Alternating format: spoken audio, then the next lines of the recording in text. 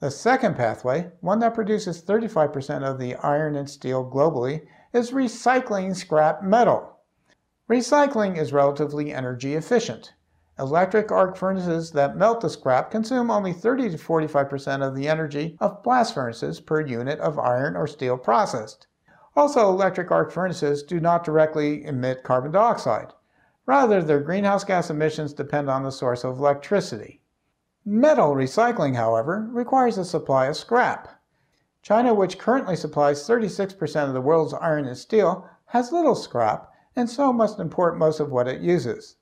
Consequently, prices of iron and steel scrap, as well as United States exports of scrap, have tripled during the last decade. The United States ships 30% of its iron and steel scrap to China, and among U.S. exports to China, this commodity ranks second in dollar value only to electronic components. The third pathway, which produces about 5% of iron and steel, is the direct reduction of iron. This process first converts methane and natural gas to carbon monoxide and hydrogen gas. Exposing iron ore to carbon monoxide and hydrogen at high temperatures, 1000 degrees Celsius, reduces the iron that strips oxygen from the ore. Direct reduction of iron consumes more energy overall than iron smelting in blast furnaces, but emits about half the carbon dioxide emissions because it uses natural gas instead of coke. Globally, greenhouse gases from cement production have risen to about 5% of human emissions and soon will surpass iron and steel manufacturing as the largest industrial source. Half of the cement emissions derives from energy use during processing. The other half is carbon dioxide released during the chemical reactions.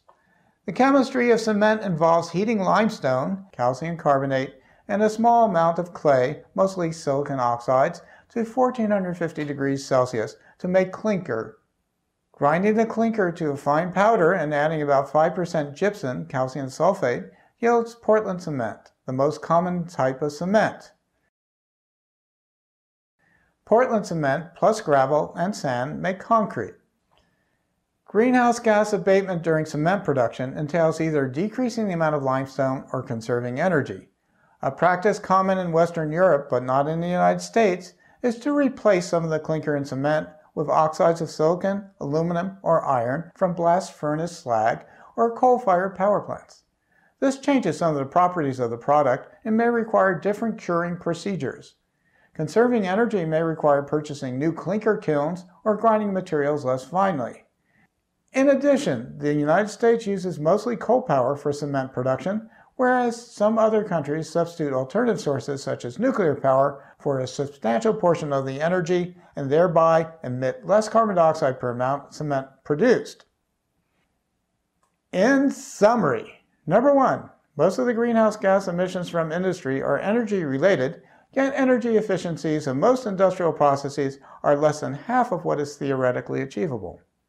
Number two, electric motors, their controls, and transmission systems are primary targets for energy conservation in the industrial sector. Number three, greater efficiencies in generating and delivering steam are readily achievable. Number four, steel and cement production, the two largest industrial emitters, have industry-specific remedies.